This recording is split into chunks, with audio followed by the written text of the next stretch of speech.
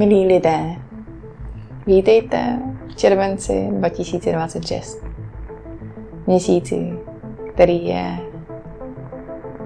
letní, dovolenkový, odpočinkový i na tělo a do těla vedoucí. My jsme se společně dostali do měsíce, který je velmi podpůrný, velmi bohatý, velmi šťavnatost do vašich životů přinášející. Měsíc, kdy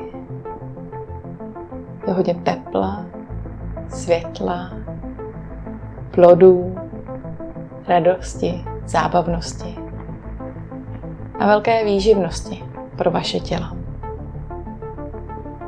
A tento měsíc, jeho energie právě zve vás lidi k tomu zaměření pozornosti na vaše těla. Na vaše hmotná těla, ve kterých žijete, prožíváte, ve kterých jste po dobu dlouho, po dobu svého života. A zde v tomto měsíci 2026, tedy červenci 2026, můžete rozšířit svůj vztah se svým tělem. Je to měsíc, který přináší tu energii těla do vaší reality. Zve vás všimnout si celého svého těla. Nejenom to, jak vypadá, jak se pohybuje, ale i toho, co uvnitř prožívá a co se uvnitř něj děje. Je to měsíc, kdy ta vibrace zve k té blízkosti s vaším vlastním hmotným tělem. Blízkost s vašimi prožitky, s vašimi svaly, s vaší kůží, s vašimi vlasy, nehty, ale i chodidly či dlaněmi. Tak si dopřávejte dotyk sebe samých. Dopřávejte si pobyt ve svém těle. Pozornost, která je té všímavosti. Co se zde děje? Co mi mé tělo přináší? Co mi otevírá? Jaké možnosti a prožitky? Ty prožitky sem tak spěchají, že budou potřebné. A možná to budou prožitky nejenom vás samotných o samotě, ale i s druhými v propojení. Ale nechtěli bychom, aby to bylo v té závislosti na druhých lidech.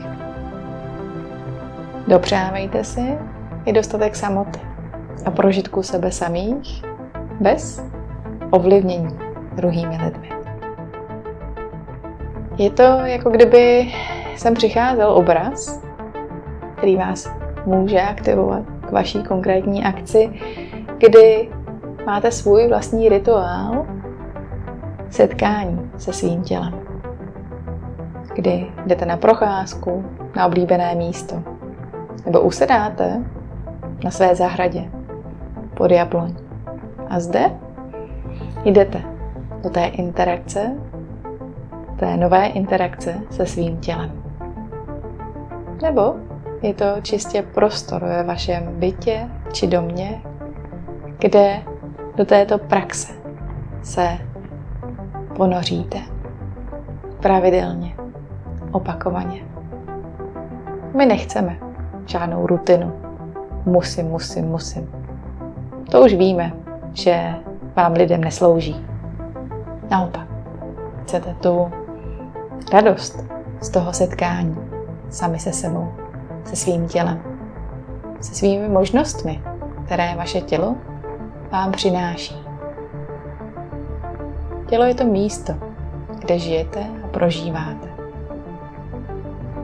Tedy poznání svého těla, jeho fungování a rozšíření té znalosti, jak mé tělo funguje, jak mne podporuje, co mi přináší, co mi ještě umožňuje, je neskutečná síla a potřeba pro vás lidi.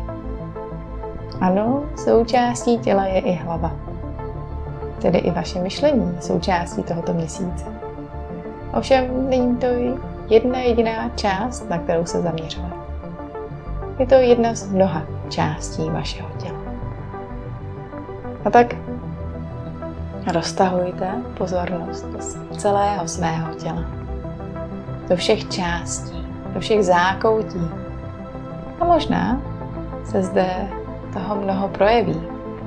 Možná se staré bolesti propustí. Staré zkušenosti se přetvoří. A na nové místo energeticky se dosadí. Ten potenciál a podpora energie měsíce zde je. Je to jen na vás. Kam vás to konkrétně zavede? Vaše těla jsou moudrá. Jsou vnímající. Prožívající. A samostatně fungující. Vy si užívejte tu jízdu ve svém těle. Buďte tím správným pasažérem, který jede a užívá si tuto jízdu ve vašem těle. Laskavosti, měkkosti, něžnosti i živelnosti. To vše k vašemu životu patří. Tělo zde není jako nástroj, který by měl být zneužíván a vyčerpáván. Vaše tělo je zde jako nástroj, který má své možnosti, schopnosti a energetické kapacity, které můžete využívat, které jsou zde obnovitelné, ty zdroje. Ovšem ta obnovitelnost je na základě kvalitního vnímání a následování sebe. Není to automatické a rozhodně to není k dispozici ve chvílích, kdy se dlouhodobě nevědomě vyčerpáváte. Tělo má své potřeby. Tělo má své zákonitosti. Tělo má své možnosti. Je v pořádku objevovat, jak ještě lze vaši kapacitu vašeho těla rozšířit a jak ještě více vaší energie probudit a využít a to nové skrze sebe stvořit. K tomu je velká pozvánka. Ovšem neděje se to z bodu nátlaku, obviňování, že už to mělo být a jak to, že to není, ale z bodu jdu do toho poznání, objevení, vyzvednutí, prožití svých schopností a energie naplno. A možná někde ta dynamika vede k tomu zmatení nebo nevnímání všech aspektů, které vaše tělo má a které vám zrcadlí a přináší. Tak si dovolujte rychlost i pomalost. Užívejte si chvíle odpočinku, toho vědomého odpočinku. Užívejte si prožívání toho přítomného okamžiku a jeho plnosti. Možností, které vám přináší. Pokud přijdou určité těžkosti či bolesti, pak nezastavujte. Ale maximálně sebe a své tělo podporujte. Skrze pohyb, pružné myšlení, kvalitní stravu a velké množství vody. Bolesti, strasti i zmatenosti jsou součástí života vás na zemi.